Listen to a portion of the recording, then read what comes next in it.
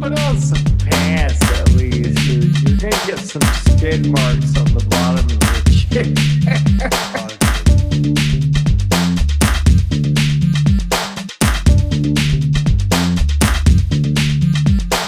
Oftentimes I cough and fart at the same time because I can't control it. So I'm like,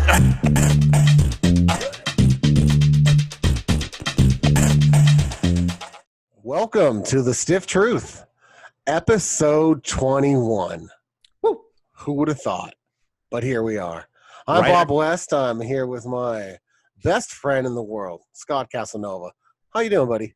Oh, I am doing great. And it's weird, right? How can we get to 21 when last week was 20, right? It's weird how that works. I'm no Andrew Lang, but it's crazy. It seems like an easy progression. So I'm doing pretty good, man. How about you? I'm doing pretty good. Everything's going as well as can be expected. Minus, all the people dying. Holy shit. Just kidding. COVID's no laughing matter, but neither is you quitting smoking weed. How's that going? Well, let me give you a little update here, bud. It's been now because, last week I talked about it, but there was a few days prior. It's been almost a couple of weeks now, a full couple of weeks where I've not smoked anything. Now, with that being said, I told you last week that it was making me kind of sad as I do my little daily routine, work, dinner, cocktails. Usually like to get high after that or right around that point, have that nice little combo platter. That hasn't happened in a while. So yesterday I really got a wild hair and I was like, you know what? I don't want to smoke. However, something needs to happen. Okay. My mind is too straight right now. We need to go gay a little bit. So I didn't know you could butt chug weed. How'd that work?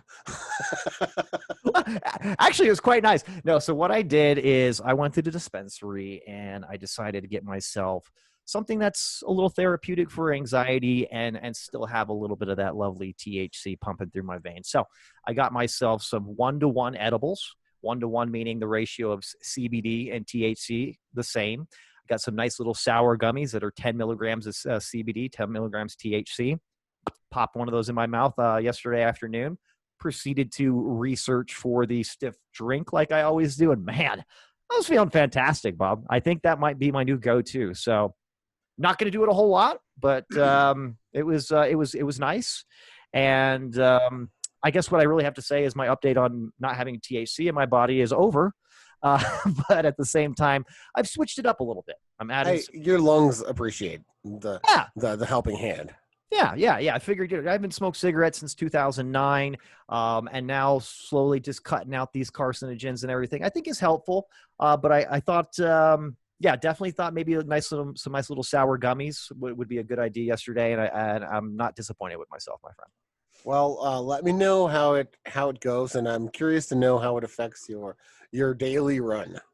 Yeah, over the next few weeks. It's going to be pretty interesting. And I'll tell you what, Bob, I got to let everybody know here too. One of the reasons why I decided, you know what, let's add some CBD to the mix is I had a little bit of a health scare last week, Bob. I've had anxiety and anxiety issues for a decent amount of time, and they'd actually been under control, doing pretty well. Early last week, I had a few episodes where I was feeling maybe that there could be something wrong, could be, having a heart attack or just really, really, maybe I was just fiending for some gay sex. I don't know what was going on, but long story short, I had to go to the doctor and check out the ticker, right? So went and got an EKG, and I'll tell you what, I need to frame this fucking picture because my heart is healthy as a fucking horse. I'm a champ. So 100% doing great. I was very stressed out about it though, because when you kind of don't know, it kind of increases that anxiety and that fear of what could be happening, but feel pretty good. Long short though, I haven't drank coffee for the entire week just because that was one of the things that kind of set me off the morning that I had a little anxiety attack that got pretty escalated. So that's been kind of strange because I'm quite groggy in the morning. So that's no coffee, no weed. Yeah. I mean, pretty soon you're going to enjoy straight sex. I think that's a bit of a stretch. So let's reel that back a little bit. One step at a time, day by day, as I like to say. But yeah, a lot of interesting things going on here. But I'm feeling good. I'm feeling really good about that. I think everything that's happened has been for the better. Let's face it, having excessive caffeine and having excessive smoke going in and out of my lungs and all that kind of stuff is not good for your body. So I think this is a nice little break. But I'll tell you one thing that's escalated a little bit. Definitely the alcohol use. Right there. It's staying strong. Trust me, Stiffies, that's never going to go away. I'm never going to quit drinking. So power to the alcohol. Well, you say that now, but your liver might have something else to say one day. You know, and I just, until that day comes. yeah, until my liver can actually speak to me and tell me to slow it down, we're just going to keep, you know, like I've said before, we're going to stay the course. You know what I mean? So good stuff there. Well, that's good. I'm glad you're sticking to your routine. You know, it says they say that it takes 15, 30 days, something like that, to change a habit. So yeah, I think it's I want to say good 60, 90 days or something like that, right? Before you can either break, you know, it's weird because that's breaking a habit, right? Or is it making a habit? Does it go both ways? Isn't it basically the same thing? Because you're creating a new pattern of behavior either way. Wow, Bob. You just blew my mind right there. You're a smart fucking guy. Yeah, I am smart. But only like 3 weeks out of the month, because 1 week I like to take a week off. Oh, that's good for you. It's the only way I could try to segue in our next topic. There we go. So speaking of taking a week off, Scott and I were having a conversation the other day, and I made a joke about, I can't remember what it was, but about having the grip of a married man. And then that kind of led us into the week a month when your significant other is having their period, and how you handle that as a married person. So we talked about, you know, that's the period masturbation week. Well, right? let's just say this: heightened masturbation. Right. Planned. no impromptu jobs on this one. No. It's on the schedule. In fact, my alarm goes off on my watch. I was like, "Oh, I gotta go." Can you stop and get me some tampons on the way home? Oh shit. Have I made enough deposits into the spank bank? You know what's kind of interesting too? These things are on a regular schedule, right? The menstrual cycle. I don't know why. To me, it's always surprising when I'm like, "What? You're on your period now?" You know, like it's a big surprise that it doesn't happen around the same time every single month. Isn't it weird? Because for me too, it's always like it's a huge surprise to me. Like, didn't you just get off of your period? Like, and you're on your period again? It shows how much we pay attention, right? You're like, yeah, that was 3 weeks ago. Fuck, what happened to my 3 weeks? It's already up. This can't be. Yeah, I know. It always comes to a blind surprise, and it's usually you find out in the worst possible way. Like when you're in the aisle of the supermarket by yourself, getting just a few items. Yeah. No big deal. Just a few items. Then you get the text. Can you pick me up some tampons too? And can you get me the specific brand and the specific type and the specific absorbency or whatever the hell, right? And then next thing you know, you're asking for help. Yeah, which is already a great feeling, right? Showing someone your cell phone. Yeah, here, like, I need some of these. No, not these. They've got some kind of, yeah, that's the one right there. Yeah, make sure you get on the loudspeaker too and let them know the guy on aisle 9 needs help finding tampons. You know, that's always nice too. I like that. Good stuff, man. So I don't know why we thought that was so funny, but we did, and we do. And so, well, do you ever try to get around that 7-day hiatus? Like, I was like, hey, you know, there's always that, hey, like, babe, don't worry about it. We'll just hop in the shower, or we can put down some newspaper on the bed, whatever you need to do. Let's get this done. It doesn't bother me. I love the newspaper, like you just keep some spare puppy pads by the bed or something. Hey, you need them once or twice every 3 or 4 weeks, right? So you gotta. You're all, Bob, what are you doing with those newspapers from like 1999 under the bed? You're all, that's what they're here for, man. Here, just lay down on these, honey. It's like an operating table. I've been crafting. I'm making a collage. Oh, we're ridiculous. That's okay. It's fun stuff, guys. But yeah, no, that's true though. I'll tell you what. I don't know how. Are you right-handed, Bob? You left-handed? I am right-handed. That forearm is a little bit more beefy, isn't it? It's a little bit more solid than the left hand. I don't know, man. Sometimes you got to go with the stranger. That's true. I mean, You got to give sometimes it some left hand. Sometimes you got to switch. Sometimes you got to, sit on it for a while so it goes numb. You got to mix it up. I was just going to say that too. The stranger, when you sit on it, is always nice. The only thing that's a little bit strange is that, it feels like somebody else jerking you off, but it feels like another man jerking you off. It's hands a little bit, grimy. It's got some calluses on it and things like that. I don't know. I mean, it doesn't turn me off at all, but I don't know. Just be weary out there, guys. If you want to do the numb stranger, it can be a little strange. In the like what gender's touching you kind of thing. You know what I mean? Well, wrangling us back in. Hold on. Bring it in. Bring it in. Just gotta bring it on back. Bring it on back. I don't even know how to get to this next topic, but I did see in the last couple of days that our good friend of the show, Steve Mnuchin, or as I like to call him, Steve Munchkin, absolutely, has been speaking about a new stimulus package. All right. Wow. And I think he was talking about money. Oh shit! Never mind. So, not as exciting, right? Not nearly as much. There's been a lot of stimulus packages proposed over the last couple of months since the last one came out, and they've been kind of rolling in. Congressmen and senators all have their congresswomen, congresspeople. There you go. All have their proposals out. I think we're up to 7 right now that can be voted on, and all 7 of them, by all accounts, I personally think are just gonna be a bad idea. I don't see how we have the money, especially after what we had just talked about with the PPP loans, just kind of getting thrown around, and that was the majority of the money from the last stimulus was going to small businesses, allegedly, right? Because we talked about that. Yeah. Right. At least without much oversight. And then, and now we're going to send more money out, but money we don't have. So, and this is planned for July, right? Is when they're talking about potentially doing this. Yeah. They're talking in the next week or 2. Yeah. That's what I saw too. But how on earth, like the risk reward, right? We're going to get the stimulus out and we're going to go a little bit further in the hole, and then how are we going to get out of that? The answer always is let's print more money.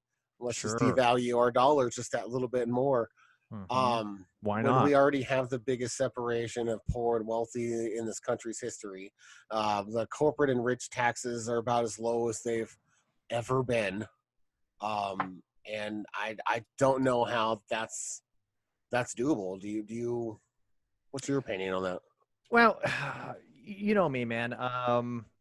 I'm in fear of being so far in debt as we are right now, and we will be even more so with what is this now? We're looking at like a $2 trillion, something like that, or more package now on top of $1 trillion package. Like it's money that we don't have. Hold on, I haven't seen the details of any of these packages to address corporate bailouts or small businesses. They've only spoke of the part that goes out to the people, which has been the smallest part in every proposal. Well, here, sorry to interrupt. Check out my package. How much do you think I can get for that? $1, $2? A minute. Well, no, and here's my thing. Like in general, you'll get like $6. All right, that's a little bit more reasonable. I can go to Del Taco on Taco Tuesday and clean up with that shit. So here's my thing, man. I've looked at all these plans, right? Some of them maybe a little bit smarter than others, right? We kind of were joking around that before we started the show, but before all this, before COVID, and I don't have the numbers in front of me. I apologize. We were already so far in debt. The deficit is so ridiculous. And I don't know if you remember, I think this was because of the, what was that? The stimulus package that they did a couple of years ago, where it was a bipartisan one where basically the Republicans got to fund the military with how many billions of dollars, and then the left got to fund a bunch of shit. That was the biggest one. That was the one that Rand Paul tried to stall all night. just giving them more time to think about it. They ended up doing it anyways. That was already like the biggest spending bill before all this nonsense. Then we have the biggest spending bill in history with the first stimulus package with the CARES Act, right? What was that? 25 trillion in debt as of May. Oh, that's fantastic. So first of all, who's gonna own this debt? I have a sneaking suspicion China's gonna buy it up, right? And they already have a decent amount of it already. So I'm just in fear that, yeah, I know that there's a lot of economic hardship because of the lockdowns, and then obviously the pandemic, with especially like, let's just face it, like restaurant, travel, leisure, entertainment, those industries are fucking fucked up right now. However, we don't have this money. We don't have it at all. So to continue to just keep going further in debt, I'm really interested to see how we're ever going to climb out of this. And if we're even going to actually ever see it. This is something that I think is going to be passed on, not to our children, but probably our children's children as a problem to deal with. But that's my perspective in general. And be honest with you, I'm not really sure how good the first stimulus package actually worked out for people. I don't. I was reading a lot of stuff that, this was supposed to last for a month. It was supposed to help pay mortgages, rents, and things like that. A lot of people in their situations, this money was gone right away, dude. So I really don't know how much help it actually did in the first place. That's kind of my perspective.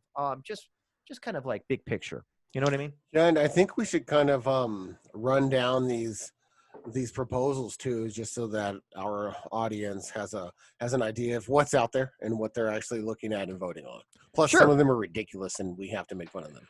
Sure. Yeah, we do. We have to do that. Well, the first one is this. Let's just do the same thing we did last time, right?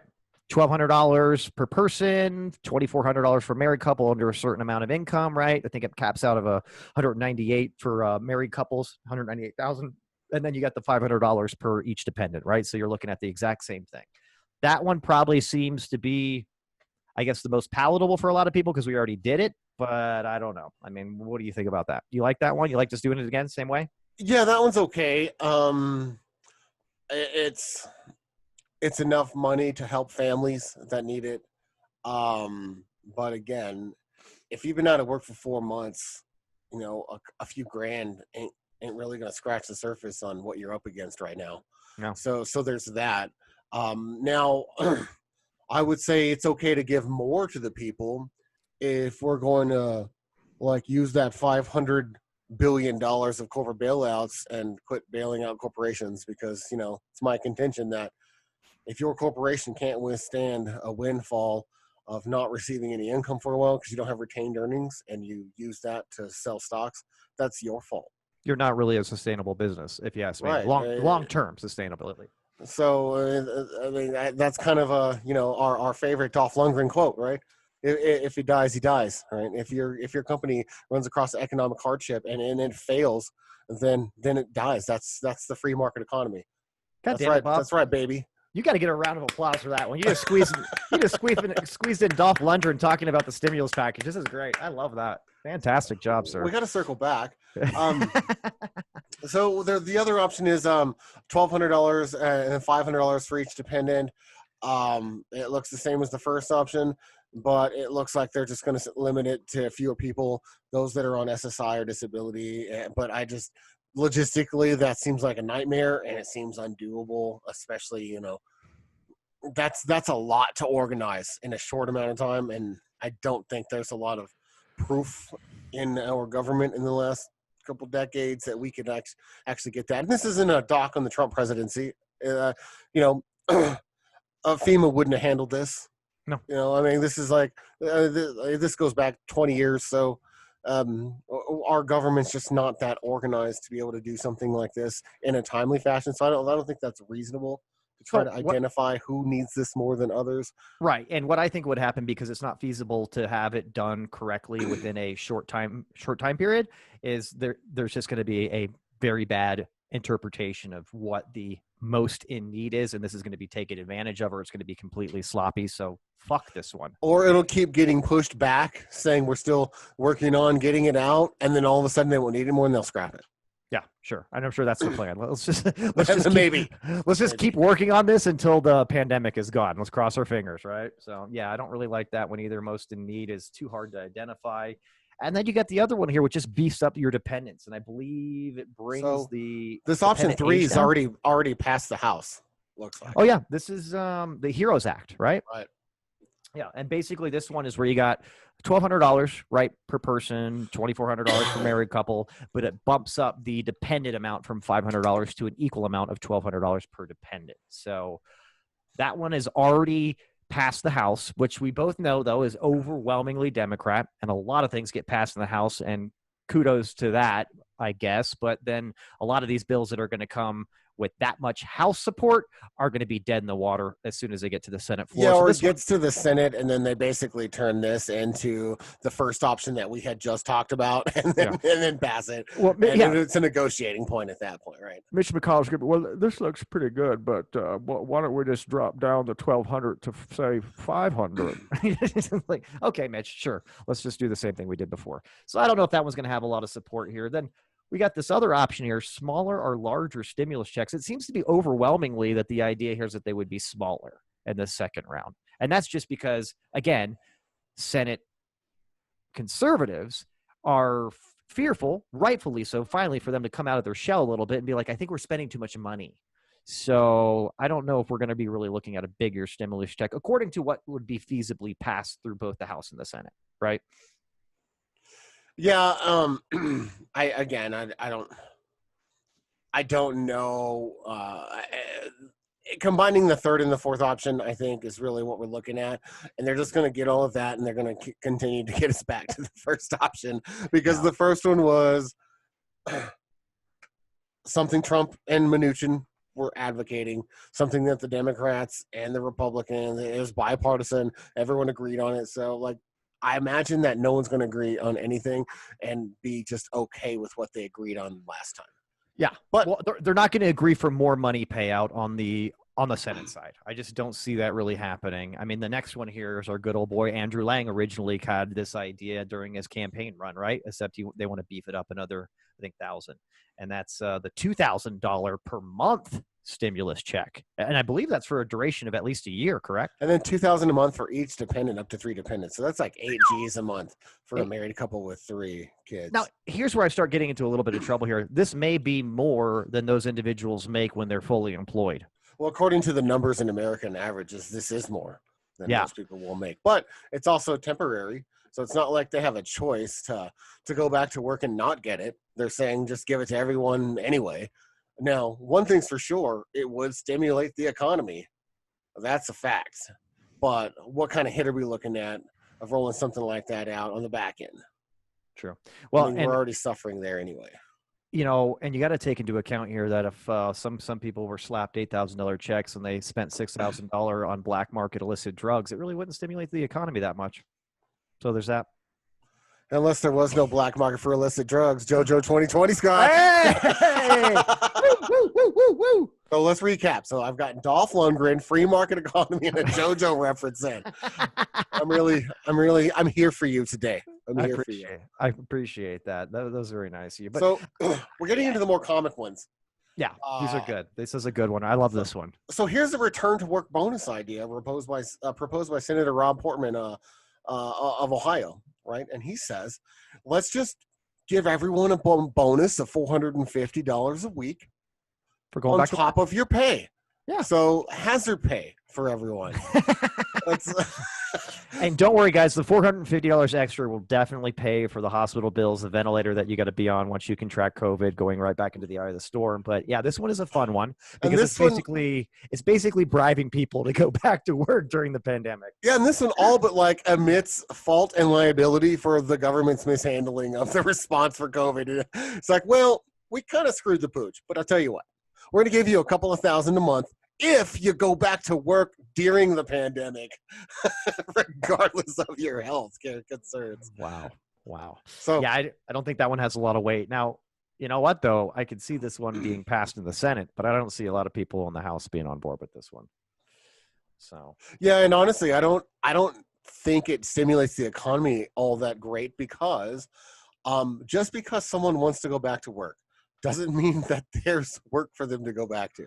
Well, and there's the other thing. Say they do go back to work and they get sick and then they're in the hospital for a couple of weeks, right? So what are we really doing there? I mean, I get the idea. They want to get people back in the office and working and all the unemployment down. But this is just a really sad attempt to kind of bait people to get back to work. Honestly, if you combine that with other plans, like if you had the normal 1,200, 500 one or whatever, and then you had a workplace incentive, or maybe even a bonus, a smaller work incentive / employer incentive to actually get people back to work too, under like, cautionary conditions, according to what phased approach each state is in or whatever. You combine that, maybe there is something there to mix in, but on its own merit like that, I don't think it flies anywhere. No, not by itself. You're right, though. If it was a small part of a bigger plan, I see some value to it, right? Like, hey, not everybody needs to be scared to go back to work. I mean, there's certain places where they have taken numerous precautions, CDC guidelines and everything like that. Let's just say the restaurant industry, right? All those places, I'll tell you what. Most service places, in fact. Yeah, restaurants are cleaner than fuck right now, too. Like, when I've gone into these few establishments around here, they're cleaning, disinfecting everything. Like, if the dirtiest part is the bread that someone spit on before they brought it to your table, you're in good shape. Yeah, exactly. I mean, these places, they're immaculately right now, like just with cleanliness. So I could see there are some people that are probably a little fearful to go back to these places, start working. I don't know why. If you've been out of work, you think you probably want to get back to work, as soon as you think it's, humanly possible and safe to do so. But yeah, by itself, without any kind of other stimulation to income, I don't think that has a lot of value. I think this other one's a little bit funnier, though. So also, just to kind of add on to that workplace incentivizing money, it's also a good negotiating tool because it offsets one of the main hangups is we're incentivizing people to stay home, right? And that's like one of the Senate hangups is they don't want to incentivize people to stay home. And that kind of answers that. So maybe we'll see some version of that in one of the final passed bills if it does come out. So this next one is funny. You want to take a stab at this one? Yeah, I love this one, guys, because everybody's got oodles of money that they're sitting on right now and ready to rock and roll and go vacationing. So this one will give everybody that wants to go ahead and get out there and maybe even go to Orgy Island there, which is the Epstein Island. We're going to give you a $4,000 tax credit. Now, mind you, that's a credit. We're not just going to give you that money. You have to already have that money, and you need to go traveling now. So I know there's a lot of, fear right now and apprehension about getting on planes and, getting on cruise liners and going just going abroad in general. But get out there, do some traveling, do some vacationing, and the government will hook you up $4,000 tax credit. So that does incentivize people to start pumping money back into these industries right now that are really, let's just face it, on like a hard pause, right? Like the airlines and the cruise lines and just vacationing in general. But this one really, really is lame. I don't like it. Yeah, I was thinking about taking my kids to Panama Beach just to go get COVID. Yeah. I mean, that would be fun, right? Hey, kids, where are we going? We're going to Florida to get COVID. It's going to be fun. Guys, lick strangers' elbows because I need a tax credit. Oh, my goodness. Who came up with that ridiculous one, by the way? In May, Trump floated the idea at a White House roundtable. Okay, so he floated the idea. This is the man's. So this was the same little brainstorming, kicking the can around session where it's like, you know what? Maybe we can drink some bleach or disinfectant. What do you guys think if we? I mean, he was firing on all cylinders here. This must have been when he was super high on some ADHD medication. I have to imagine. It makes sense to me. Yeah, he had just like doubled his dose. I think that this is just a classic example of why billionaires are just not like the rest of us and really out of touch, because this is like completely toned up, right? Really, you guys haven't been working and like 40 million people are out of work, right? Let's incentivize them to vacation. Right. Yeah. Hey guys, I know everybody's a little stressed out. You haven't worked in 4 months. Everybody's frazzled, but yeah, it's time to go to Bermuda. Pack up the bags. We're going to Bermuda. But no, here's the other. I don't see it in this one, man. But when I was reading stuff a little bit earlier too, the one that really made the most sense to me as like a big part of the second stimulus package, I wouldn't say direct to individuals. I do like the idea. I can't remember where I read this, and correct me here with the terminology and everything too, but giving a lot of breaks on like corporate income tax and things like that, basically making it easier. Am I on the right page here? Making it easier for people to keep people on staff, like companies to keep people on staff, not fire people, or easier to bring them back because they have lower cost of having employees. I was reading that. I was like, well, that makes a lot more sense, I think, right now than just pumping a bunch more money into people. it's tricky to govern that, right? It's tricky to legislate that because of We don't need any oversight, Bob. You see how well the PPP did? it's because of all the loophole opportunities, right? So if you just straight say we're going to subsidize companies to keep people on payroll, so that people just keep getting their checks and we don't need stimulus money. They're like, even if they're staying at home not working, we'll just subsidize that money. And is that cheaper? I don't know. It keeps everyone in their health care. It keeps everyone, it keeps the par for the course and kind of, makes that money consistent. But you know that that's going to be taken advantage of and it's going to skew out of control because of the double-edged sword of the free market economy and how people are going to, spin up businesses and do a bunch of nonsense and basically rob that money. And like I've said, Bob, it's because people are inherently evil, shitty fucks. That's why, Bob.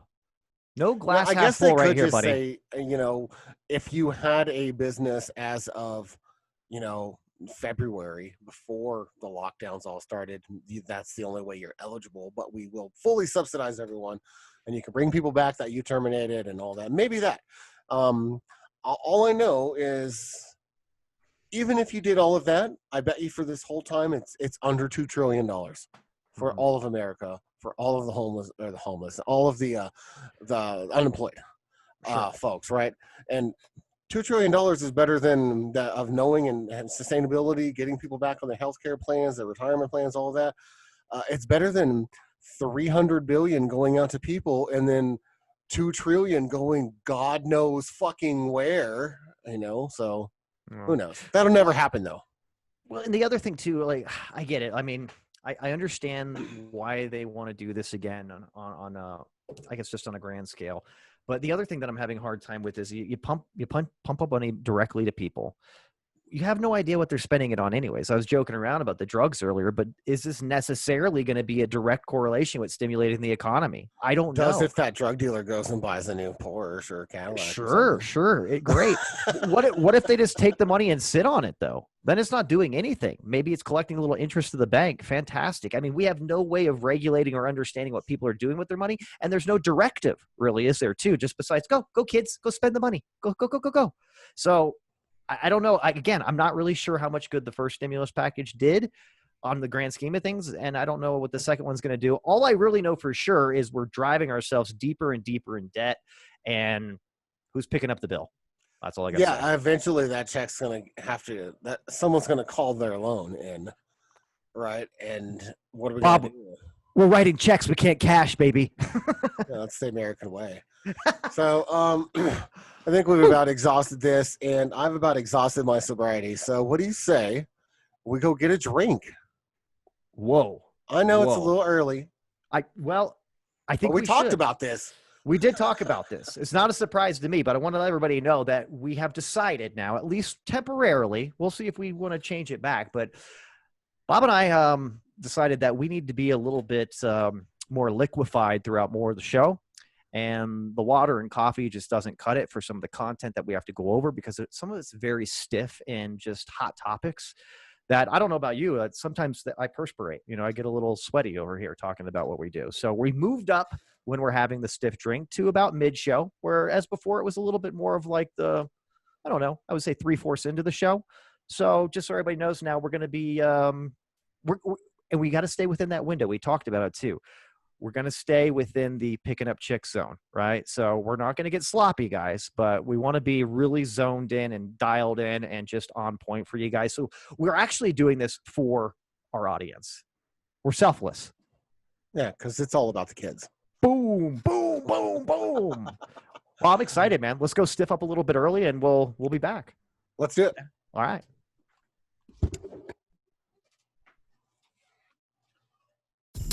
Cheers, Scotty. Oh, cheers all the way. Cheers to your tits. Cheers for fears. Oh, it's a great band. Cheers for beers. Cheers. Go ahead and recline that thing all the way back. Pour yourself a nice little bottle of bubbly.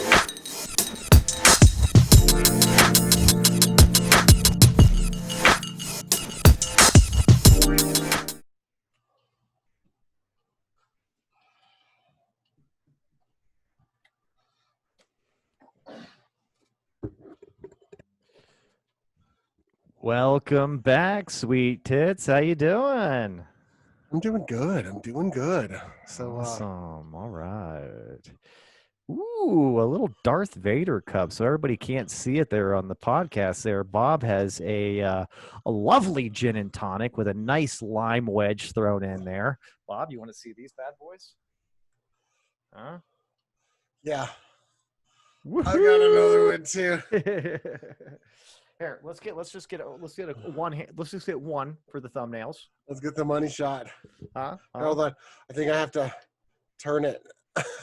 There it is. There it is. Woo! Love that. Love that. So I'll tell you what, Bob.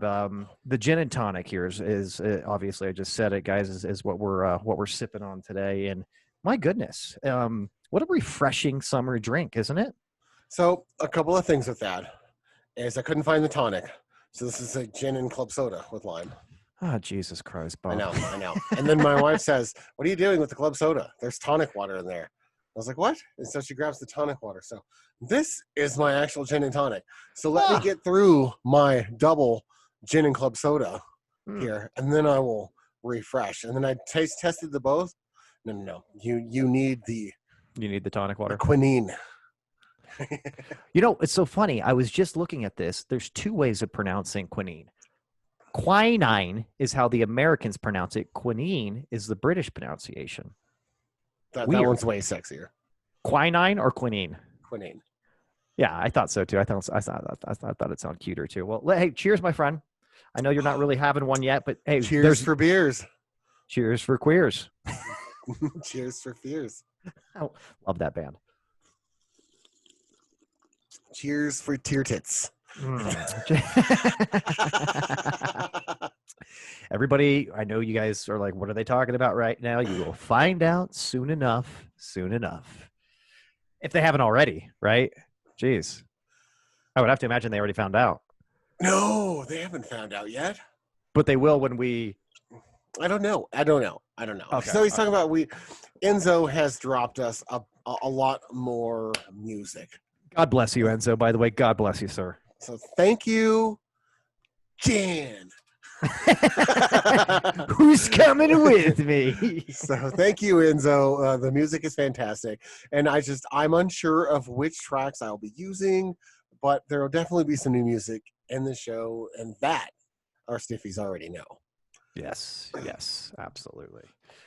Well, good stuff, man. I mean, the gin and tonic here, just so everybody, I guess so everybody knows, it's a highball drink, right? Which usually is a small part of liquor and a larger part of a mixer. And what I notice is a lot of famous ones are just very basic, right? You've got like the Jack and Coke, you got the rum and Coke kind of thing, the gin and tonic. I don't know about you, but I made mine pretty strong. I mean, I doubled up. I did 2 shots in each. Yeah, so did I. Good man.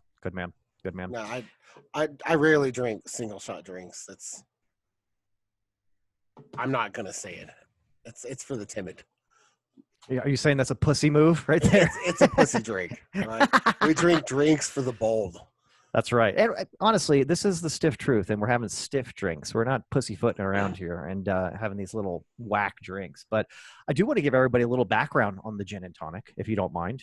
I think we both actually had to research this. There you go. Pay attention. Get out your sit Indian style, or what do they call that now? Because you can't call it Indian style. Crisscross applesauce.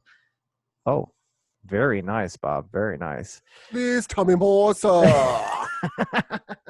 No, but for anybody that doesn't know, gin and tonic was introduced basically by the British in India during the 19th century. Malaria was the hot thing back then, right?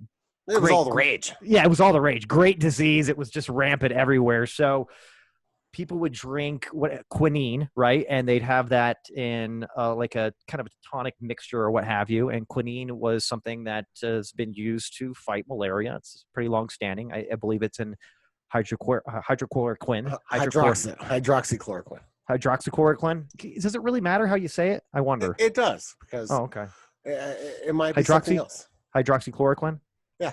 Okay. I feel better about it now. Okay, good. We all do.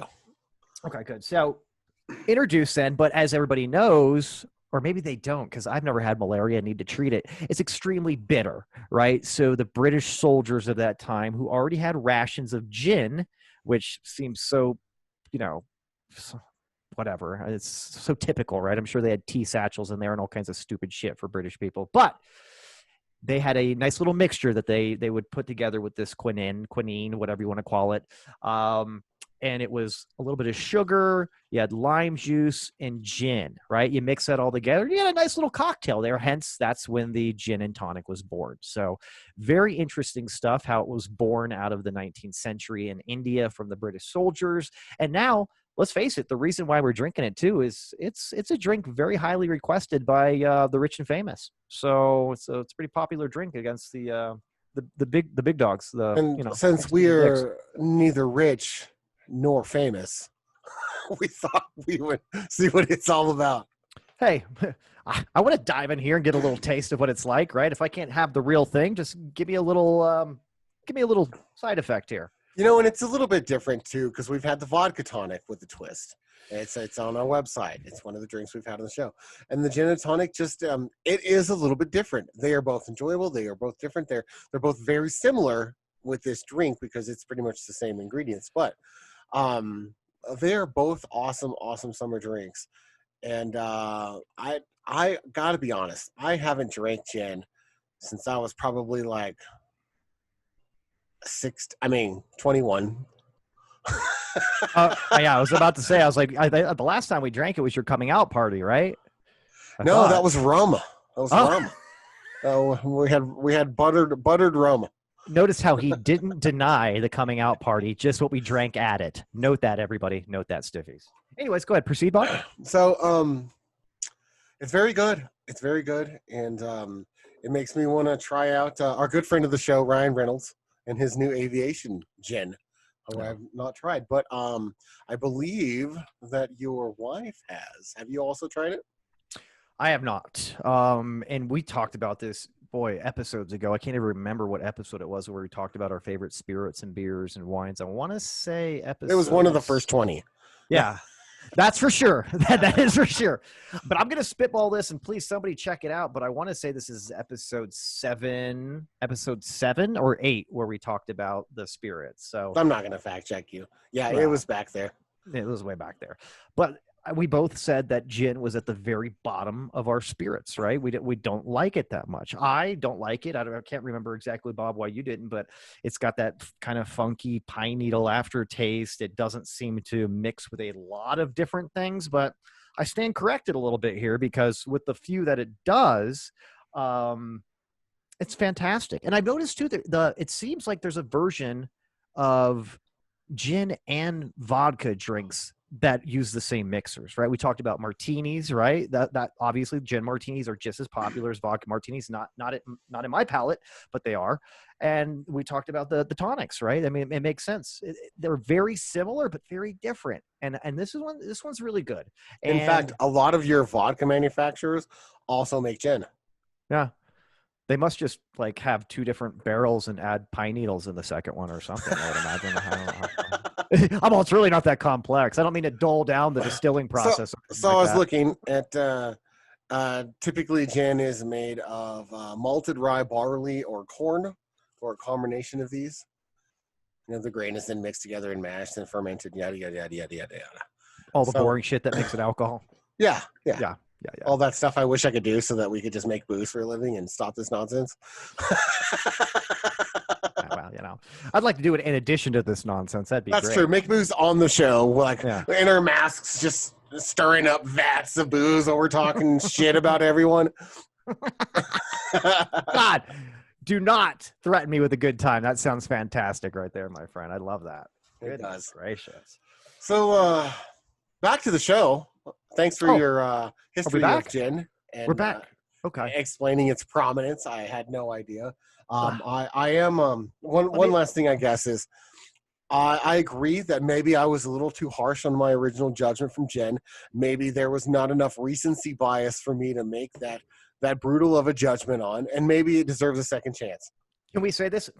Per chance, maybe we were a bit ignorant before we started talking out of our asses about gin before? But, Scott, I will say this. That's what this show's about, is starting the conversation and learning and being open-minded to different facts and forming your own opinions off of them. So this is a good example, Stiffies, of how you can change your mind when presented with facts that contradict your previous views. Absolutely. This is it right here, bud. The gin and tonic now. I am now a gin drinker when I have tonic in the house and some limes. That much I can say. Yeah, no, I'm with you. House needs to be stocked with limes all the time. Big ones, too. Big ones! Not too... My goodness. Well, if anybody doesn't know, that was a reference from The Cable Guy. It's a great one right there. Right before he starts his karaoke jam with people that seem to be his neighbors and homeless people around his apartment. It's great. And they're paid fans there to enjoy his show. Not much unlike the Trump rally people. Oh, anyway. Wow. You got to stab whenever you can, and that's what I like about you here. Let's talk actually a little bit about some reopenings. We talked about it before. We're pretty excited, right? Things were getting back to some normalcy and everything. People have just been kind of slowly getting back to normal in certain industries, restaurants opening up at certain capacity. Of course, tattoo parlors were number one because we know how much priority there is on getting tattoos. But there seems like there's been some adverse effects from reopening, or maybe it's not the reopening. Maybe it's just the wave of things with coronavirus. But Bob, let's look at Texas here. Let's look at Florida. Let's talk about what's going on there. I almost pulled the clip from, I don't know, episode 10 or whatever it was, a couple months ago. On a positive note, I think it was episode 9. When we specifically talked about, I mentioned my fears about flattening the curve and making progress and jumping back in with reckless abandon and ruining our progress and delaying the opening again. This is right? Bob's Notre Dame moment, so let him have it. So this was discussed on this show where we talked about this exact thing that was happening. And here it is happening. Now, I do got to give it up to Rick DeSantis and to Greg Abbott. They pushed this coronavirus off, and not much unlike people all across the country. Sure. This is a big city problem on the coast. This isn't something we need to deal with. This is all being blown out of proportion by the liberal media, yada, yada, yada. Right. We know the narrative. It got real quick in both of their states. Sure right? did. And now their hospitals are at capacity, and they are staring while basically, let's call it what it is. They're staring at not getting reelected. Wow. That's something worse than their constituents dying. Exactly. Now shit's getting real for them. Shit is right? getting real. So now that they're presented with this, truth about what can really happen, they have both responsibly decided to reel it in. I don't think enough, but at least they're bending the needle towards the right direction at this point. And Greg Abbott said, you know what?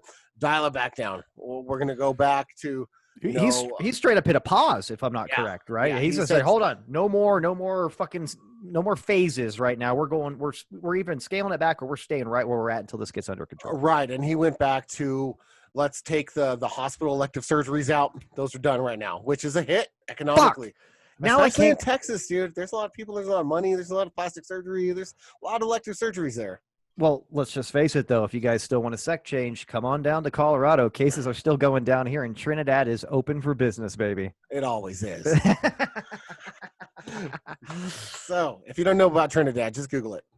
Yeah. And not Trinidad, Tobago, whatever. Like the town in Colorado. There's Trinidad, Colorado, folks. Just in case. Yeah, every time I'm rolling up to Colorado Springs, I just roll by Trinidad and just kind of chuckle to myself. Anyway, I always do too, but that's just because it's a really sad fucking town. But other than that, true story.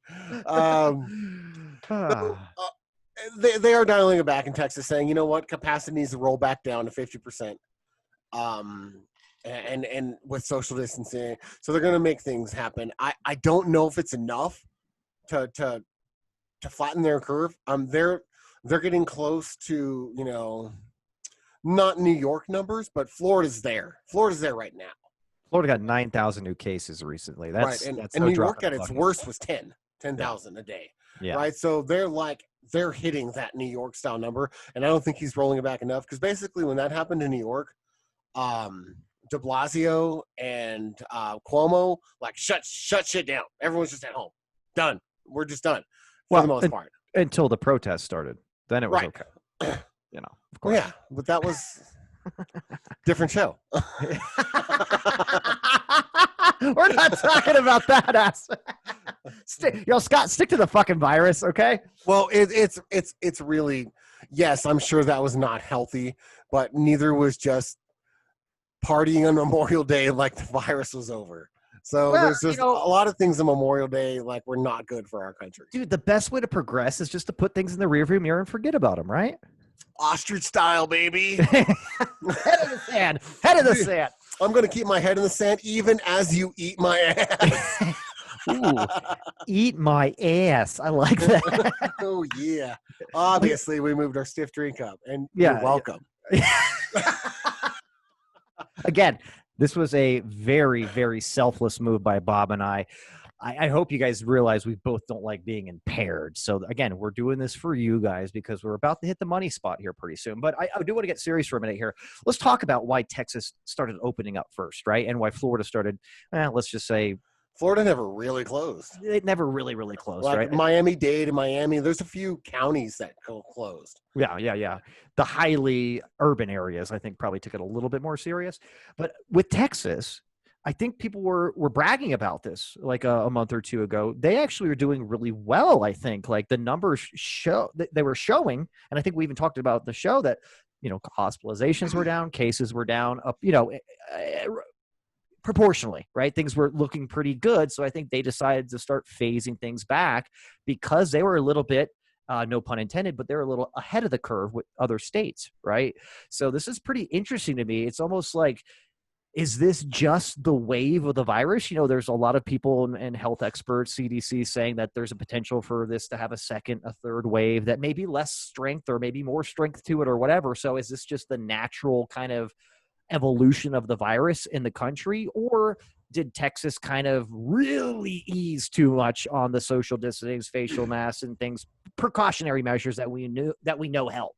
I mean, that's where I'm kind of, I don't really know. I don't have the answers there. So those are the questions I'm kind of raising. So I know a lot, the lockdown had already started, right? And it was on the coast, and it was trickled throughout the country in the mainland, right? Trickle down. So, but with Texas, I know like government had already shut down and stopped interstate travel, right? So I think it just really hadn't hit them very much. And then they reopened before Memorial Day and said, we're going to push forward. That's very timely, isn't it? Right before Memorial Day. Well, of course, man. That's fucking official, starting of summer partying. You know what I mean? Yeah. I know. I mean, I see where they wanted to go there, but I'm sorry, I didn't mean to interrupt. Well, and that could have been a huge stimulus if they gambled and it was right. True. And it really wasn't going to affect them that much. Now, there's a couple of things that, and if you look at the Spanish flu, when you're talking about waves, the curve went up, spiked, measures were put in place. The same exact thing happened where people didn't want to wear masks, people were bitching, people were doing it's the same exact thing if you look it up in the Spanish flu. But then it went down and back down to normal levels, and then it came like 8 months later or something, it spiked again. So I really think that this is still just the first spike, that people didn't handle their downward numbers well, and then they reopened again, causing an extension of the first spike. Oh, okay. So maybe they saw, as you see the graphs, right? There's always these little spikes of up and down. As it's still, if you look back at a bigger timeline, it's still a grade going up, right? But they might have just taken a smaller sample of data and said, you know what? Look, we're going down. This is proof. This is justification for us to reopen prematurely.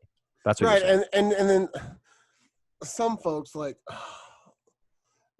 some of the Georgia governor administration were even flubbing their numbers to fit into the Trump administration's plan phasing schedules, and they manipulated their reported numbers so that they could fit into that. But how do you win with that? You got to love their dedication to fit in with Trump's plan. I mean, that just shows overwhelming support for the man, right? Very, very strange. Anyway, someone whistle blew it and someone showed the real numbers, and it all came back to like kind of bite in the ass. And then people were like, really? Like, we're dying over here. That sucks. Right. So beyond that, one thing that we have going for us now is we're not in the same boat as we were in April. We're not in the same boat as we were in March. Um, we have found out that there is a really cheap common steroid that, when applied to hospitalized patients, lowers the death rate by 33%. That saves a ton of lives. And that's one thing that we can have silver lining here, right? Is everybody that says cases are going up, hospitalizations are going up, the death rate is not hooked on to those yet. Not those numbers. In fact, that is staying the same or going down in certain areas. But you're right. We have done a better job with treating people that are infected. I mean, that's right. Just... So over the last several months, we've gotten better at the therapy for it, right? So we're losing less lives, and right now, even though things are spiking and going crazy, the death rate as of yet hasn't really tied along with that, and it's doing well. Now we know what the lag. We'll check back in a couple of weeks and see how we're doing, but I would imagine that at minimum we're doing 30% better than we would have 3 months ago. Well, and I have to say this too. I don't want to talk about it too much at all, but I think it just requires to be pointed out. There was, regardless of the argument that people want to have, whether they were highly warranted or a little bit blown out of proportion, I'm not going to get into that. We've already talked about it. It's been a good solid little over 2 weeks since a lot of the protests were going on nationwide. So let's not be completely asinine and oblivious to that, because let's face it, high concentrations of people. One thing that Fauci and everybody said: no mass gatherings, no more groups of closer than 10 people. Blah blah blah blah blah. Yeah, most states have it limited to like 25 or 50 people. Sure, and it has to be approved and all that. Yeah, and every major city, every non-major city, we literally have had thousands of people in very close proximity protesting. Not even going to go into the rioting. I do think that this definitely has helped these numbers pump up. It just has. It has to have. Yeah, it couldn't be the other way, right? It couldn't be like, oh no, all these people have grouped together. It did not help the numbers. No. So at the end of the day, I mean, again, I'm not pointing out any justification for it, but I think that definitely all of the mass gatherings in the recent last few weeks have really, really spiked these numbers too. So that goes to say, like, if this never would have happened and we never would have had these protests and rioting, would Florida, would Texas, would California be having these spikes in cases? I don't know. Maybe not as bad, but they would still have them. So I read an article that said, after doing some tracing, this was in Arizona, right? And they traced back a lot of their explosion to bars and nightclubs. So the bars and nightclubs reopening and people congregating and wait, is Pence okay? I hope so. He canceled his event there, by the way, because of COVID.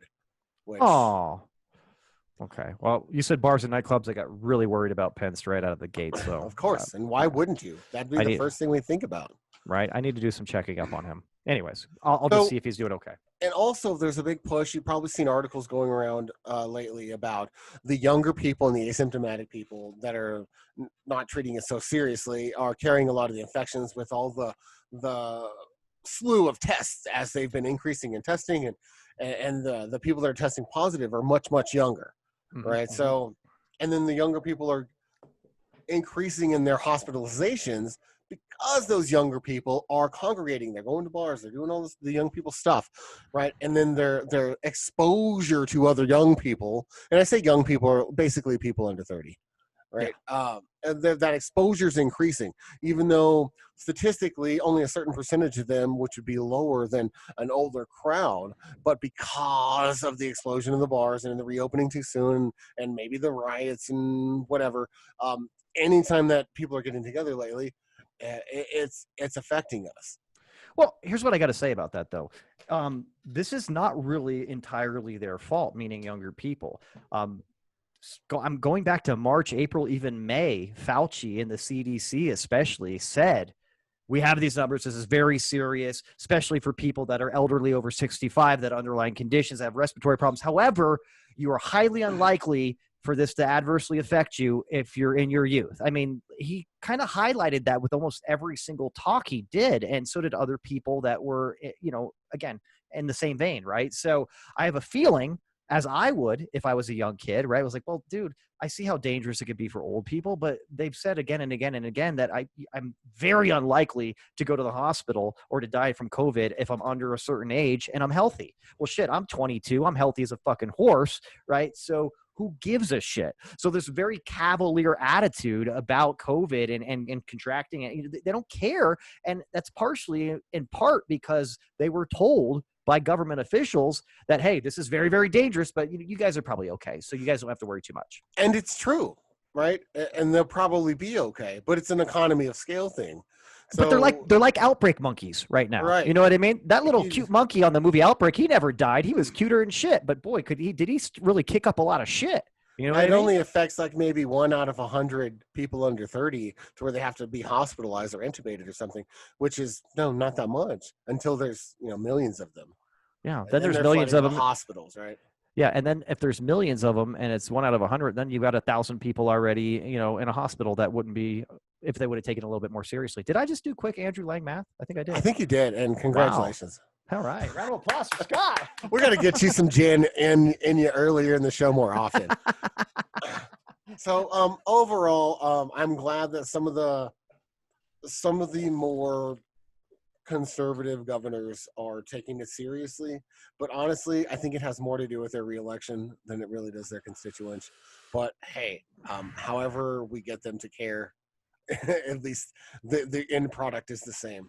So, well, let's not be too much of a negative Nancy and somebody shitting your cereal, Bob. I want to focus a little bit too on this is not universal for all the states, which is positive. There are still states.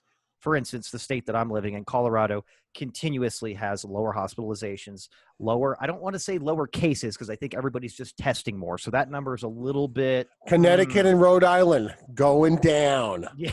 The only 2 states in the union of positive cases going down every week. Yep. But there's been states, and again, I don't know if this is a wave or certain people in certain states taking it more seriously than others and just staying with the precautions, right? But I've noticed out and about here in Colorado, man, in Denver, everybody's masking up still, right? I maybe see that one jack off. It's funny too. I'm going to call them out too. There's always that one jack off in the grocery store. Now it's totally flipped from the way a few months ago. It's like the social, the situation is very interesting to me. We talked about this a while ago too. Did you get his license plate number so that we could broadcast on the show? No, that's too much. That's too much. Oh, my bad. That's a little too much. I'll throw this piece of paper that I've been keeping away. Yeah, please, trash that. We'll use it for something else. But no, what I was saying is, we were talking about this before it really got serious. Bob, you were masking up in New Mexico, and you were probably one of the only people masked up initially because you kind of saw the writing on the wall that this could be transmittable, highly transmittable, right? So you're like, okay, I think I need to protect me and my family and ours. People were looking at you like you were the fucking asshole, right? Now it's completely flipped. It's got this weird, these people that are walking around without the mask now, they're almost making a statement. Like, I don't buy this. This is a bunch of shit. Look at you bunch of pussies wearing your mask. And it's always that same kind of guy. I don't want to like call out any kind of categorizations or anything like that, but it's usually some dude, decently young, rough-looking guy, looks like he just got off a work site or something like that, and he just doesn't give a fuck, man, And it's funny. There's always one guy in every store that kind of has that attitude, and they're kind of looking at everybody else like they're a bunch of pussies because they're wearing masks. It's kind of funny. I even called one guy when I walked by him. I was like, "Oh, you're a badass, aren't you?" And I don't know if he caught it, but I did say it loud enough. But it's interesting because everybody here, like I was trying to say, they're still taking a lot of necessary precautions. They're not taking it lightly in Colorado, and maybe that's why things haven't gone out of hand and been spiking here. But I don't know. I mean, you're in New Mexico. You guys had some of these strictest kind of precautions coming down from the governor. I think you guys are mandated to wear masks when you're going out into public, right? Or you can get a ticket. That's not the case in Colorado. So that's why you got these badasses up here that just walk around like, their shit doesn't stink or whatever. But I don't know. I don't know. And then you got California too. They're having a lot of spikes. They also have very heavy population there, but they also had one of the most severe lockdown kind of regulations. I want to point out that they also reopened all of their beaches and got rid of social distancing before Memorial Day, and it bit them in the ass real quick. Man, and not a good kind of bite in the ass either. And they did so much work to get to where they were with their population, their size, and to blow it up like that is really disappointing. And, to me, that doesn't really make a lot of sense, too, because you could sit there and say, and I would say it, too. I was like, man, California's a little bit off the deep end here, man. They're going to have people locked down until fucking August. I mean, what are they doing? What about the economy, man? I mean, we got to get things moving, right? And then all of a sudden they're like, oh, shit, summertime, beaches, let's go. We got to open them up. So it almost doesn't make sense to me. Like, why that? Is that even the mindset, or was there another reasoning that they used scientifically to open up the beaches? Because they've already let enough money go with the lockdowns throughout, but they decided, we can't take it. Enough is enough. The levee broke. You know what I mean? I don't know. Open things up. I'm not privy to the numbers, but it is strange that you would see that sort of effort and that sort of hit, because California, correct me if I'm wrong, but they have like the 5th largest economy in the world.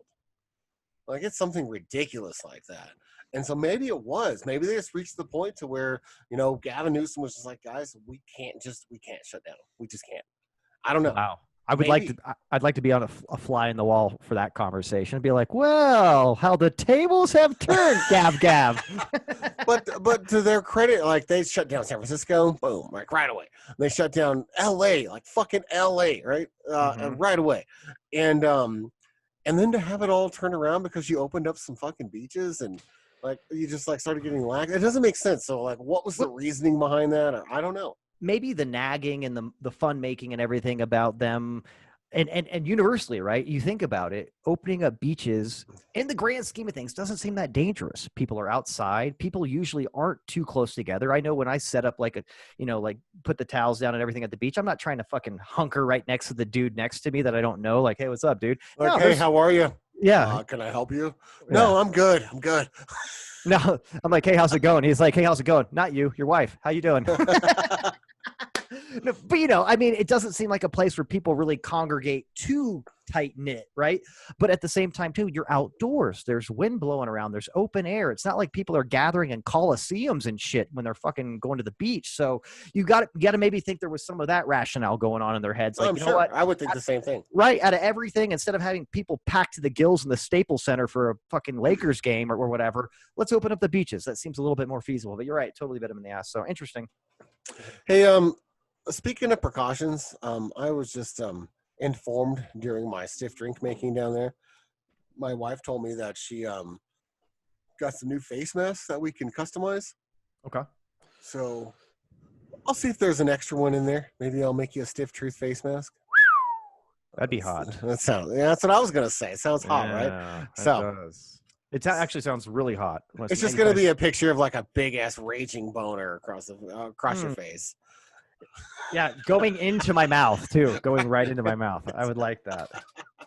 All right. Well, you know what? I think we've talked about this one long enough, Bob. Bottom line here, guys, let's pump the brakes a little bit, right? And let's try to be careful out there. It's one day at a time.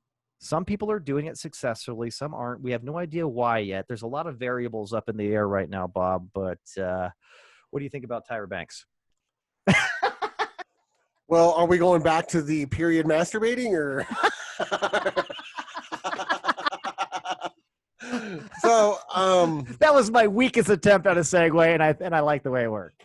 So I will tell you this, that while we're all wearing masks, I just want you all to remember to smile with your eyes. Ooh, yeah, that was hot. You just fucked me with your eyes. That was pretty hot. A little bit. I almost feel violated. And guys, what we're talking about here, which is pretty funny. This was a while ago too. I think when she did this. Well, according to the video that you sent me, it looked like the 1970s. I believe that's an epic video. It was a great video. Where the fuck did I find that? That's crazy. I don't know, but I believe it was originally, and I don't. Is it America's Top Model or Project Runway? What show did she like co-host or whatever? I can't remember. But anyways, Tyra Banks was doing that a while back. I want to say this is in the mid 2000s, lessons or something, and she had corrected a model about, smiling and how you can convey a smile through your eyes, right? And essentially it looks like she's just kind of squinting and trying to look sexy, right? I mean, that's kind of what it looks like to me. What do you think? Yeah, basically it was like do the smile, but then it was like accentuate it in your eyes. So like, that was look a little bit creepy. right. Right. Yeah. Well, and the reason why we had brought that up too is because, again, everybody wearing face masks. I had noticed it's really hard to have these common kind of social gestures with people while you're wearing a face mask that's covering, let's just face it, where you can smile, your nose and your mouth is like usually completely covered. So I have a hard time understanding when I'm in the store, is that guy like looking at me like being a dick? Is he giving me like a smiley nod, kind of like, hey, how's it going? Or I don't know. It's been hard to Is read he inviting me to a rest stop? Like what's going on? Turns out he was. And I'll tell you what, something else very clean, the rest stops right now. Those bathrooms are tip top, my friends. And so also, how do you give a fuck you with your eyes? Because that's important to know too. Yeah. So maybe we'll find out how to give a fuck you with your eyes and put that on next show. But and Bob already posted this on Facebook, guys, as a PSA and everything. We've got to learn to smile with our eyes just so we can kind of keep these social interactions going, right? Because as we're in the stores and when we're out and about, people, there's a little mystique now of what is this other guy thinking? Is this guy coming at me right now? Or does he want to give me a big hug? Does he recognize me? Do I need to get out of his fucking way because I'm standing in front of the shit that he wants to get at the porn shop? I don't know. So we've got to learn to start smiling with our eyes, guys. And what does she call it again? There's a name for it. I can't remember. Smize. Remember to smize. Which again, guys, is smile with your eyes squished together. And a cute little word that Tyra Banks made up. Trademarked. Love that shit. Well, moving on. We had a new idea during our meetings, our work meetings. Yes, we work. And Scott and I came up with this new idea about a new segment that we wanted to introduce to our Stiffies in our show because we're interested in it. We're always sending each other shit back and forth. We're always, contrary to popular belief, we read. And so we're always reading things about, crazy conspiracy theories and then we look into it and sometimes realize that's fucking crazy. Or sometimes you look into it and I'm like, well, there's some that's not so crazy. Yeah. Right? Yeah. So we want to introduce a new segment on the show called Conspiracy Theories. Actually, I like the first thing. We're going to introduce a new show. Stiff Truth is over, and we're now moving on to another platform. We're the Stiff Conspiracy now. 21 and done. We're out. That's right. Yes.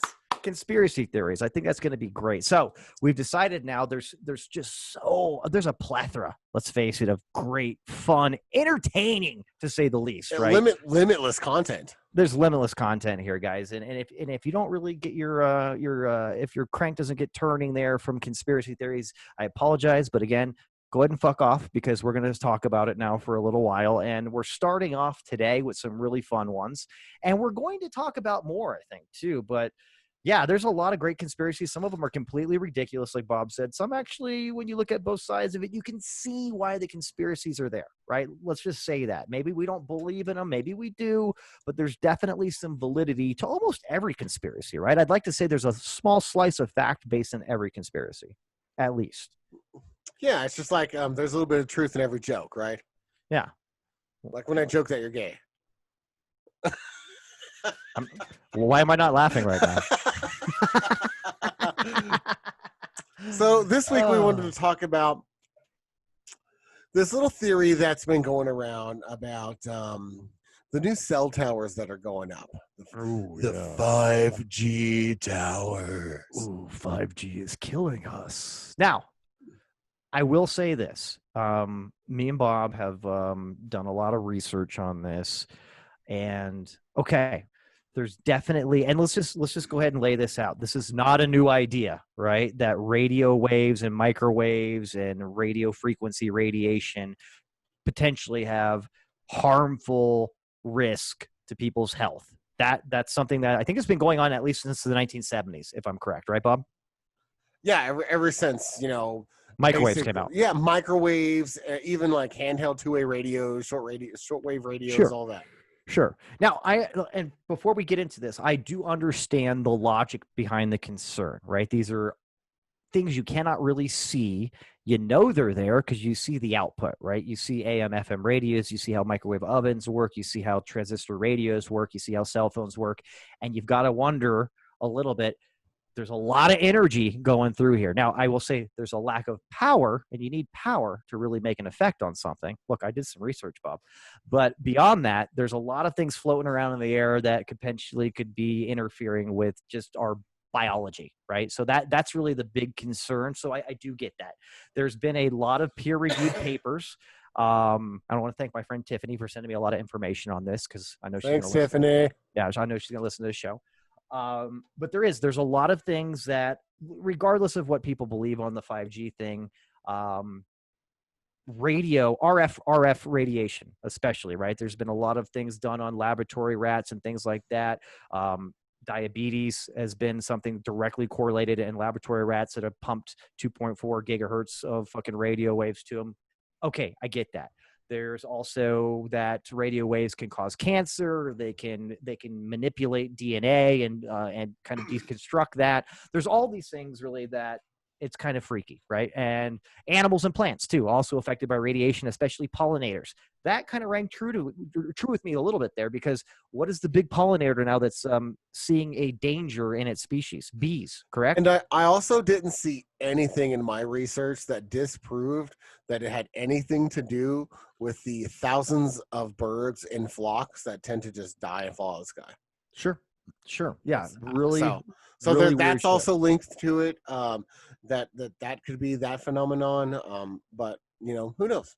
Yeah, and I think one of the biggest things here too. This is straight up out of something I'm going to read right here. It's like the radio frequency radiation was classified as a Group 2B possible human carcinogen by the World Health Organization, and that was in 2011.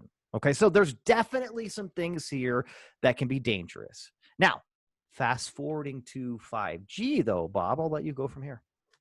Well, so 5G is a high frequency, short radio wave signal. That difference, that's a huge difference from 4G, which is much longer of a wave, right? So what that basically means is that 5G can't go for a long distance, but the short distance that it goes is fucking insane, right? So what the whole plan is to set a lot of towers in a short distance apart so that 5G can be spread out everywhere. Whereas with 4G and 3G and so on, you had needed less towers. Like if you guys ever remember like VoiceStream back in the day, there was a tower like every 50 miles or something like that. Hold on, kids. VoiceStream is now T-Mobile. T-Mobile bought out VoiceStream, and Jamie Lee Curtis used to be the spokesperson for VoiceStream. Bob, did you just hit your beverage on your microphone? Yeah, don't you worry about that. Well, so far our test to have the stiff drink a little earlier is successful. That's right. All right. Anyways, sorry about that. So there's a lot more coverage, which actually increases the awareness and the paranoia in general, because there's so many going up. Like, what the fuck are they doing? Yeah, why is there a tower every mile? Yeah, you literally have to have towers throughout the entire city for this to really work properly. And I was reading stuff too, like it doesn't even like go through cement and walls very easily, right? It doesn't even go through hands very easily. So there's the potential for a lot of interference, especially the further and further away you get from the center, right? The epicenter of where the antenna is, or wherever that frequency is being picked up at. So yeah, that I could see why that has got people fearful, because again, people are already concerned. And again, I read some valid points here and valid things on why people maybe are pretty freaked out about this. And now all of a sudden we're literally talking about unrolling 5G and pumping fucking antennas and base stations throughout the entire city. So yeah. And one thing I will add is there's been, initial findings that say, this is fine for humans, right? On the surface, in a short test, right? People are also have different sensitivities to things. Some people suffer from like a wireless poisoning, right? Where people can't even have Wi-Fi on their house because it gives them headaches, and there's just all these. Some people are just extra sensitive in general, right? And what we also don't know is how is this going to affect us for sustained, for sustained exposure for a long duration of time. We don't really know that, and we won't know because we're going to be the ones testing that, right? So there is that, and then there's plenty to be worried about there. That kind of scares me a little bit too. Like, hey guys, you know what? We don't really have the data or the time to really do a long-standing human trial on what 5G does to people. Let's just figure it out and let's roll this bitch out. See what happens. Right, guys? Yeah, like I read somewhere that high frequency short radio waves can affect metabolism. Yeah, I saw that too. And affect your energy levels. And I don't know about you, but I have a lot of Wi-Fi in my house. I don't know. It's not my fault. It's not the Twinkies. Yeah, Bob blames his weight on his Wi-Fi. So Next at least on the Stiff Truth. At least I have an out. But there's plenty to worry about, and there is one thing to point out about all the 5G is it's reasonable to ask for prolonged exposure testing on paid volunteers, right? And that's not an unreasonable thing, just for everyone's sake, because it's not like business has ever influenced government to let them do things that were unsafe for the public, because that would never happen. No. Not in this world, sir. But you're right. And here's the other thing too. Just I guess speaking and with even furthermore with testing on, is 4G even safe for us, right? I know it came out in 2010, right? Has there really been a lot of research on the effects of 4G or 3G or 2G? I mean, we can go all the way back to the invention of walkie-talkies and stuff like that, the first cell phones in the 80s. I can see too, and this is something I got from doing a lot of this research, right? And I totally get the lower frequencies are saturated and dense with TV, right? Radio waves, stuff like that, microwave. And then they were showing the opportunity for 5G from like 6 to 100. Right? Yeah, like the entire spectrum of what can be possibly fit into just, I don't know, what do you call it? Like our air? What? I have no idea. But what you can put out there, right? The frequencies that you can put out there. There was this untapped market, I guess you can say, right? And I think the other thing that is concerning to people, and I kind of put myself in their shoes too, is like, why should people be concerned? Is with 5G, with the addition of all the other Gs, right? Even the OGs that are on the corner, fucking smoking blunts rolled with Swisher Sweets and drinking Colt 45, playing dice. Those guys are even in the mix too. But with all that stuff, where is the room for anything else but fucking dangerous fucking radiation from radio frequencies, right? So you could say there's actually no room when you introduce and completely roll out 5G, but just more potential for harm because it's so saturated with different types of radio waves. So I can kind of get that side of it too a little bit, if that makes sense. And on the overall grand like wave spectrum of what is the known dangers to humans, it's not there, right? It's not on the known dangers to humans, like the overt dangers to humans. Like if I go to space and I just like up my visor and stare at the sun, nothing's blocking the solar rays from getting me and the X-rays and gamma rays that are coming from the sun, I'm gonna get fucked up, right? And that's a known fact. That's okay. Those are different waves. When we're talking about these radio waves, then there's no like inherent danger immediately like that. But what we're looking at is what does the sustained, limited, constant pounding of these waves do to a person or to our evolution over time? I lost you. I just heard constant pounding. Can you start back from there?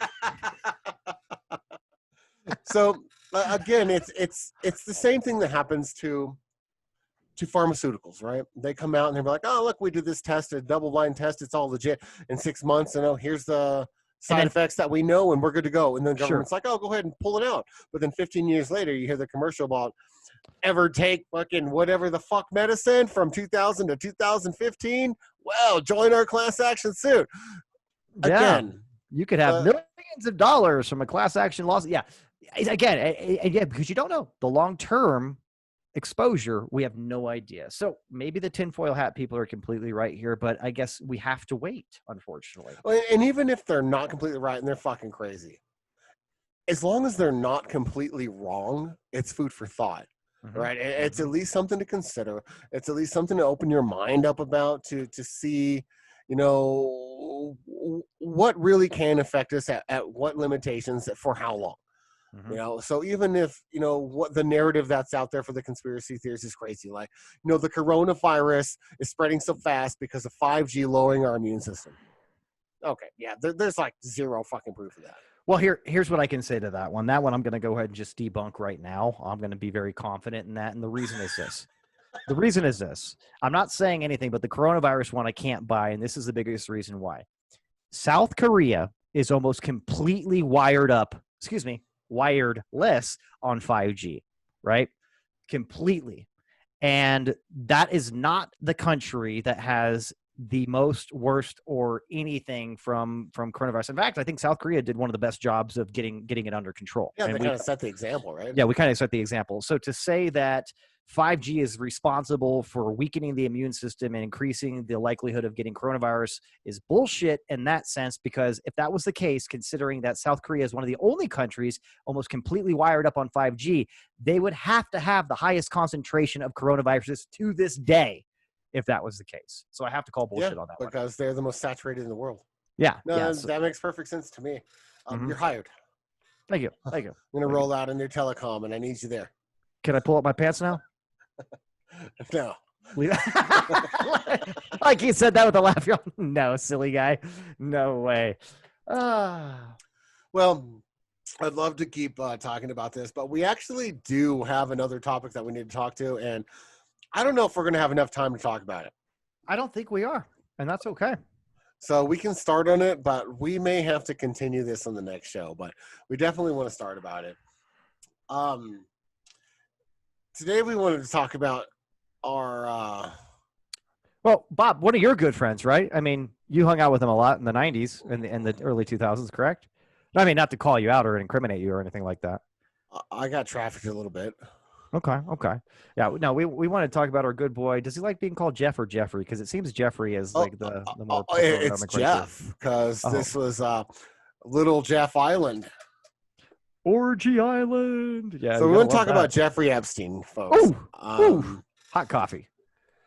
A real monstrous piece of shit. I thought you were going to say, and I thought you were going a real stand-up guy, but I was wrong. Yeah, this guy. I mean, this guy was a pimp. Mm-hmm. There's no really, a little bit different than most pimps is he used opportunity and means to pimp people. Most pimps use heroin, but he did it a little bit differently. Can I correct you there? Yeah. Some pimps use crack cocaine too. That's true. I hate to overlook that, and there's also some meth pimps out there. So sorry to the pimps out there in the community. I don't want to put you all in the same bubble. You all deserve respect for your pimp game. Yes, absolutely. Carry that cane with pride, my friend. But yes, okay. Let's just, we're gonna call it out right now. We make a lot of jokes here. We're definitely gonna have to pick this conversation up in the next episode because we're running close to the end of time here. Yeah, Epstein, a total piece of shit, and he took advantage not of women of age too. I think that's the other big sticking point for a lot of people, myself included, is he tend to like them young, right? And we're talking from about 14 to about 16, 17, and that was his wheelhouse, which again is really fucking disgusting. And there was another thing about Epstein that I think really kind of just it really influenced, I think, his style with how he did this and why he continued doing it. Is this guy, and again, watching the documentaries and learning more and more, I still don't understand how he made so much goddamn money, dude. I don't understand it, dude. He was a no, I mean, technically I know what he did, but I don't know how he got so much money doing it opposed to his peers. Like, he just fucking was a money magnet. Well, they say that. So he would get these like 14, 15-year-old girls, right? And he would condition them and rape them and molest them and get them used to this, right? And then he'd bring in these businessmen from all over the world and have them bang these little girls, right? But he would also record it, and he would extort them for money on top. So he was a hedge fund person, but I think that was his legit game. So I think his black market game was extortion money. So from what I've gathered in my research was that he had cameras wired everywhere. He had cameras wired in his New York place, his New Mexico place, and his Virgin Islands place. And also South Florida too. I think it was Virgin Islands. Because he also lived in Miami, the Miami area too. He lived in that's where he got his first case. Yeah. So Palm Beach. He lived in Palm Beach. So I'm pretty sure that a lot of his money came from the extortion game. True. Well, and that's where a lot of his money came later on. My thing was when I watched the documentary, especially from like the 70s to 80s, he was just a very pushy, charismatic guy.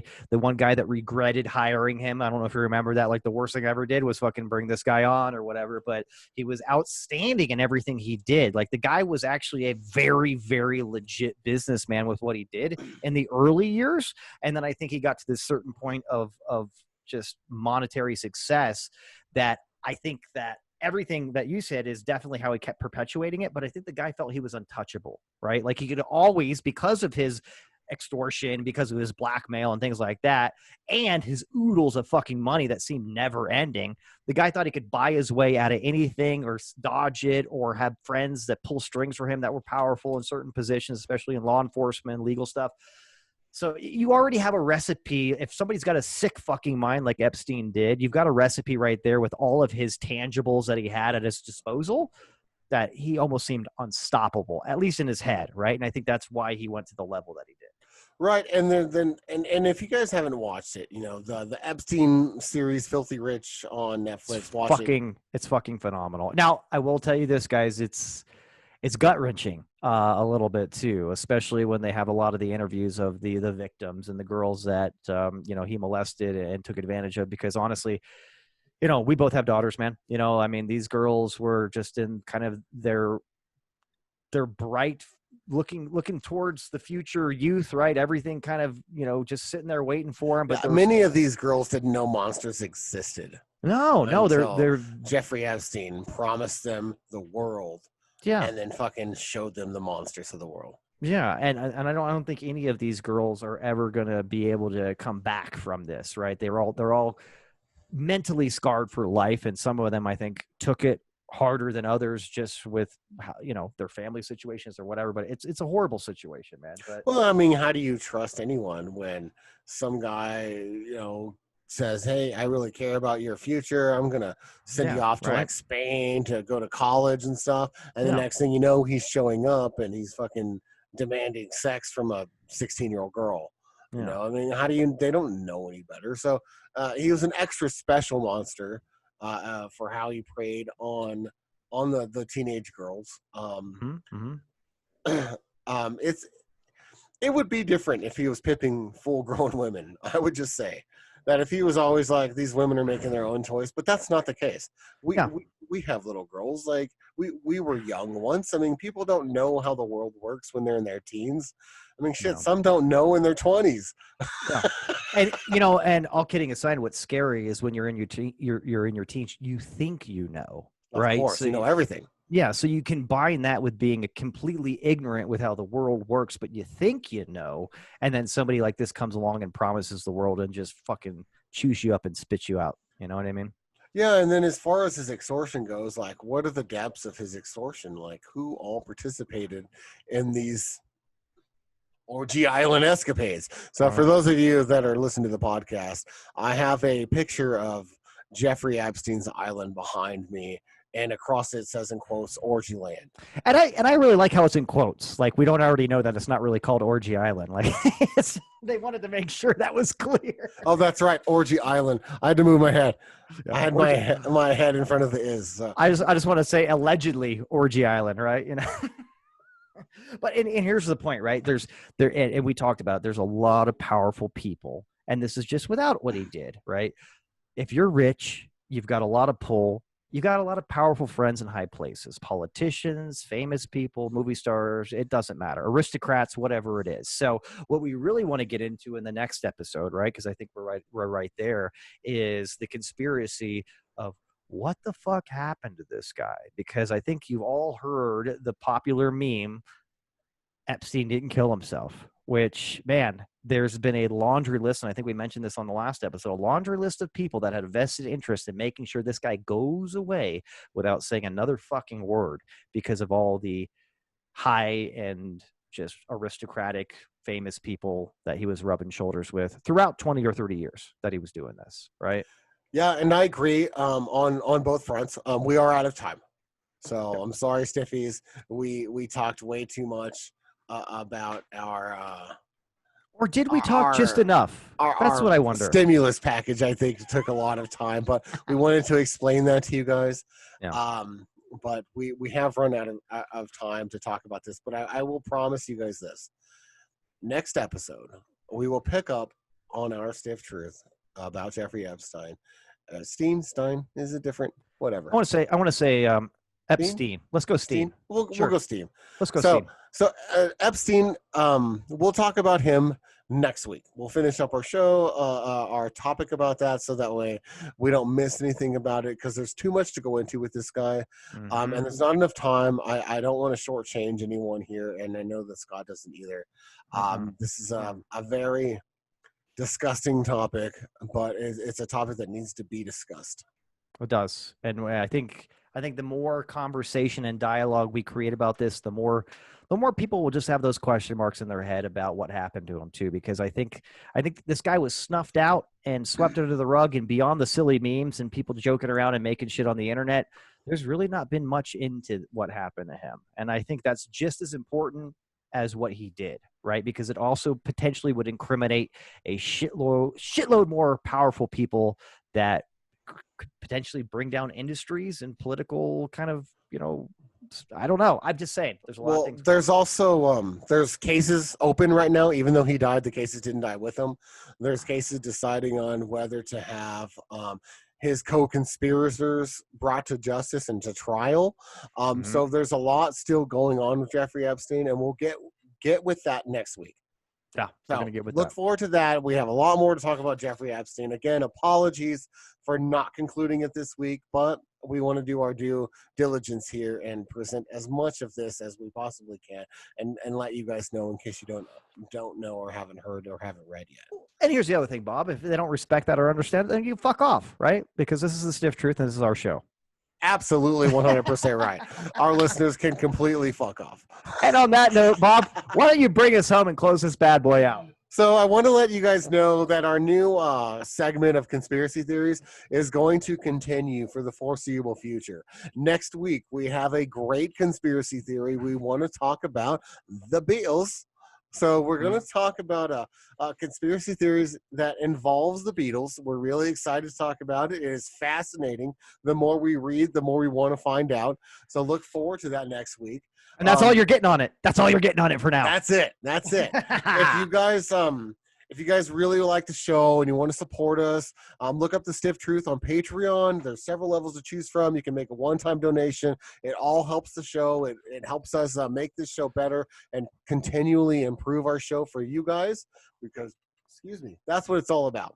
Even just a little slice. Even just a little slice, guys. Even just a little bit. Also, we syndicate the show on YouTube for our Spotify and iTunes listeners. So if you want to watch us, do our show, we are on YouTube. Like and subscribe there. Rate us and review us on iTunes. We love you guys. Thank you so much for listening, and we will see you next week. Take it easy, guys.